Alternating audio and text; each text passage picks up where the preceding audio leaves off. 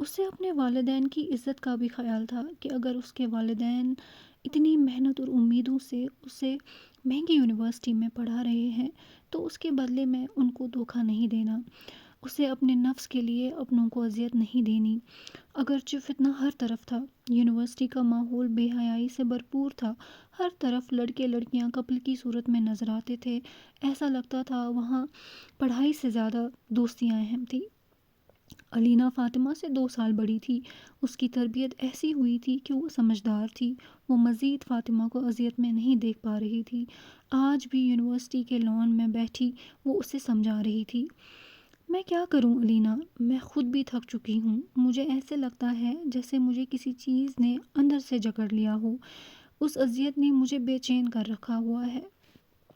ہمیشہ کی طرح فاطمہ آج بھی روتی تھی، مگر آج وہ بہت تھکی دکھائی دے رہی تھی۔ علینا جانتی تھی کہ وہ اس سب سے جان چھڑانا چاہتی ہے، مگر اسے اب راستہ نہیں مل رہا، اسے فاطمہ پر بہت ترس آ رہا تھا۔ علینا، میں نے اسے بہت سی لڑکیوں کے ساتھ دیکھا ہے، میں جانتی ہوں وہ میرے ساتھ صرف ٹائم پاس کر رہا ہے، میں نے کوشش بھی کی ہے اسے خود سے دور رکھنے کی، میں نے اس کا نمبر، اس کے اکاؤنٹ سب کچھ بلاک کر رکھے ہیں، مگر میں اس دل کا کیا کروں، اس کے ہاتھوں مجبور ہو جاتی ہوں۔ بتاتے بتاتے فاطمہ پھر چہرے پر دونوں ہاتھ رکھ کر رو دی تھی۔ اگرچہ اس کے والدین کی طرف اس پر ایسی کوئی پابندی نہیں تھی، مگر وہ کہتے ہیں نا کہ جب ضمیر زندہ ہو تو انسان کو برائی پر چین سے نہیں بیٹھنے دیتا۔ اللہ نے ہر انسان کے اندر اس کی اچھائی اور برائی الہام کر رکھی ہے۔ یہ بھی حقیقت ہے کہ انسان کا نفس برائی کی طرف مائل ہوتا ہے، لیکن اگر وہ اسے روک نہ لگائے، اس کے ارد گرد تقویٰ کی دیوار کھڑی نہ کرے، تو وہ اس برائی کے جال میں پھنس جاتا ہے اور پھر اذیت اور بے چینی کے سوا کچھ ہاتھ نہیں آتا۔ اس کا بھی یہی حال تھا، اس نے پہلے قدم پر ہی خود کو روک نہ لگائی تھی، وہ جانتی تھی کہ یہ تعلق جائز نہیں ہے، وہ یہ سراب ہے جو دور سے سہانا لگتا ہے مگر پاس جانے سے مایوسی اور اذیت کے سوا کچھ ہاتھ نہیں آتا۔ پھر بھی ہر روز سفیان سے چیٹنگ کرنا اور اس کو اپنی پکس بھیجنا اس کا معمول بن گیا تھا۔ سفیان کی طرف سے ملنے والے کمنٹس اور تعریفیں اس کے نفس کو مزید بڑھاوا دیتی تھی۔ شب و روز اس کے ایسے ہی گزر رہے تھے، اس کا دماغ انہی خیالوں میں جکڑا رہتا تھا، وہ گناہوں کی گہری کھائی میں گرتی ہی جا رہی تھی، ایسے جیسے اس کھائی کی گہرائی سے اسے کوئی اپنی طرف کھینچ رہا ہو، مگر اس کے اندر بیٹھا اس کا ضمیر اسے بار بار جھنجھوڑ رہا تھا کہ گہرائی میں صرف رسوائی ہے، ابھی وقت ہے، گرنے سے پہلے خود کو چھڑوا لو۔ السلام علیکم قرۃ العین یونیورسٹی کی سیڑھیوں پر بیٹھی اپنی فائل میں پیجز لگا رہی تھی کہ اچانک سے پیچھے فاطمہ آ گئی۔ اس نے بیبی پنک شرٹ کے ساتھ وائٹ ٹراؤزر پہنا ہوا تھا اور شفون کا بیبی پنک کلر کا دوپٹہ نفاست سے سر پہ ڈالا ہوا تھا، مگر دوپٹے کے اندر کھلے بالوں کی لٹیں چہرے اور گردن پر آ رہی تھی، جنہیں وہ سائیڈ پر کرتی ہوئی قرۃ العین کی طرف جھکی۔ اور فاطمہ، وعلیکم السلام بھائی، کیسی ہو تم؟ فاطمہ کو دیکھ کر قرۃ العین نے نہایت گرم جوشی اور بھرپور مسکراہٹ کے ساتھ جواب دیا۔ فاطمہ اس کی مسکراہٹ اس کے سیاہ نقاب کی وجہ سے دیکھ نہیں پائی، مگر اس کی آنکھوں کی چمک اور والہانہ انداز سے ملنے پر جواب میں فاطمہ بھی مسکرا دی۔ میں ٹھیک ہوں، تم سناؤ کیسی ہو؟ میں بھی الحمدللہ ٹھیک، آؤ آؤ بیٹھو۔ قرۃ العین نے تھوڑا سا سائیڈ پر سرکتے ہوئے فاطمہ کو جگہ دی اور فائل سائیڈ پر رکھ کر اس کی طرف متوجہ ہوئی۔ فاطمہ کندھے سے اپنا بیگ اتارتے ہوئے اس کے ساتھ بیٹھ گئی۔ اس دن کے بعد سے آج فاطمہ کی ملاقات قرۃ العین سے ہوئی تھی۔ کچھ تھا اس میں جو فاطمہ کو اپنی طرف کھینچتا تھا۔ وہ اکثر نوٹ کیا کرتی تھی کہ کلاس میں بہت سی لڑکیاں قرۃ العین سے بچ کر رہتی تھی، شاید وہ کسی انجانے خوف کا شکار تھی۔ مگر فاطمہ کو اب احساس ہو رہا تھا کہ اجنبی سے نظر آنے والے یہ لوگ اندر سے کتنے مخلص ہوتے ہیں۔ اس نے اور بھی دین والے دیکھے تھے، مگر قرۃ العین کی اللہ سے ایسی محبت اور تعلق اس نے پہلی بار دیکھا تھا۔ یہی وجہ تھی کہ وہ آج پھر اس کی طرف کھینچی چلی آئی تھی۔ قرۃ، تمہیں پتہ ہے اس دن میں تم سے مل کر واپس اپنے گھر آئی تو مغرب کا وقت جانے والا تھا۔ اس دن میں نے سب سے پہلے نماز ادا کی کہ میں مزید اپنے رب کے ساتھ بے وفائی نہیں کر سکتی۔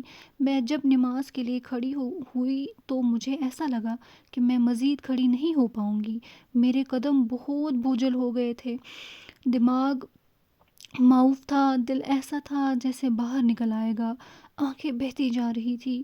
مجھے یاد نہیں میں نے کیا پڑھا نماز میں، بس اتنا یاد ہے کہ پہلی رکعت کا پہلا سجدہ بہت سسکیاں لے لے کر روئی تھی۔ اس نماز کے بعد مجھے اپنے اندر ایک الگ سا سکون محسوس ہوا جو پہلے کبھی نہیں ہوا۔ اس کے بعد سے اب تک میں نے کوئی نماز نہیں چھوڑی۔ فاطمہ سامنے لان میں گھاس پر نظریں جمائے یہ سب کہے جا رہی تھی۔ قرۃ العین حسب معمول مسکرا کر اس کی باتیں سن رہی تھی اور ساتھ میں الحمدللہ کہے جا رہی تھی۔ مگر قرۃ، نماز کے بعد مجھے سکون تو ملتا ہے، مگر وہ وقتی ہوتا ہے۔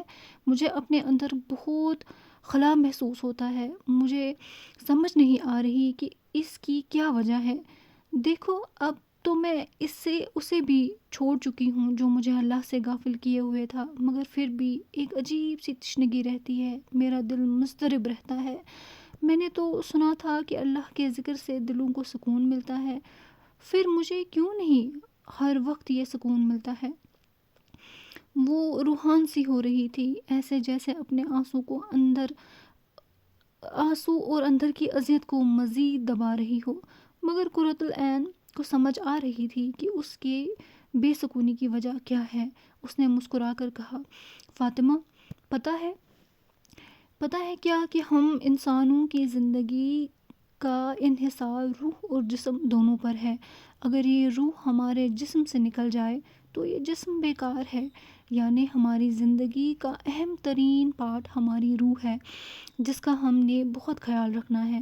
مگر آج کی اس ظاہریت پرستی دنیا میں ہم نے ظاہری جسم کو تو بہت توجہ دی ہے، مگر اپنے اندر کی نظر نہ آنے والی روح کو بالکل نظر انداز کر دیا ہے۔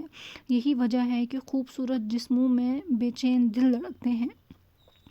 لوگوں کو لگتا ہے کہ وہ ظاہری کھیل کود اور ہنسی مذاق سے خود کو خوش رکھ سکتے ہیں، مگر یہ بالکل غلط ہے۔ آپ کے جذبات کا تعلق آپ کے دل سے ہوتا ہے اور دل کا تعلق روح سے ہوتا ہے۔ اس روح کی ضروریات پوری کرنے سے ہی انسان کا سکون مل سکتا ہے۔ مگر قرۃ، میں تو اب نماز بھی پڑھتی ہوں، دعائیں بھی مانگتی ہوں، کیا اس سے میری روح کی ضرورت پوری نہیں ہو رہی؟ فاطمہ اس کی باتیں سن کر حیران سی تھی۔ فاطمہ، دیکھو، نماز فرض ہے، یہ بالکل ہماری روح کی ضرورت ہے، مگر صرف نماز پڑھنا کافی نہیں ہے۔ تم خود کو بتاؤ کہ ہم اگر سارا دن کھانا کھائے اور پانی نہ پیے، کیا اس سے ہماری ضرورت پوری ہوگی؟ فاطمہ نے نفی میں سر ہلایا۔ بالکل اسی طرح ہمارے لیے نماز کے ساتھ اور بھی بہت سے کام ضروری ہیں جو ہماری روح کی ضروریات پوری کریں گی۔ نماز میں تم اللہ سے سرگوشی کرتی ہو، مگر کیا تمہیں معلوم ہوتا ہے کہ اللہ تم سے کیا چاہ رہے ہیں؟ فاطمہ نے پھر سے اداسی کے ساتھ نفی میں سر ہلایا۔ یہی وجہ ہے کوئی بھی تعلق تب تک فائدہ مند نہیں ہوتا جب تک یہ یک طرفہ ہو۔ تمہیں اللہ کے ساتھ تعلق قائم کرنا ہے تو سب سے پہلے خود پر کام کرنا ہوگا۔ فاطمہ کے لیے یہ باتیں بہت گہری تھی، مگر بالکل نئی تھی۔ اسے لگ رہا تھا جیسے اس کے ذہن پر پردے چھٹتے جا رہے ہیں۔ اسے واقعی اب اپنا مسئلہ سمجھ آنے لگا تھا۔ اسے جاننا تھا کہ اللہ اس سے کیا چاہتا ہے، مگر کیسے؟ اس کی سوالیہ نظریں اب آسمان کی طرف اٹھ گئی تھی۔ وہ اندھیری کھائی میں گرتی چلی جا رہی تھی۔ اس کا جسم بری طرح کانپ رہا تھا۔ وہ حلق پھاڑ کر چیخے جا رہی تھی مگر آواز ساتھ نہ دے رہی تھی۔ اس نے ہوا میں بہت ہاتھ پاؤں مارے مگر کوئی سہارا نہ آیا۔ وہ کتنی دیر سے ایسے ہی تیزی سے سر کے بل نیچے کی طرف آ رہی تھی۔ وہ اندھیرے میں آنکھیں پھاڑ پھاڑ کر دیکھنا چاہ رہی تھی مگر کچھ نظر نہیں آ رہا تھا۔ شاید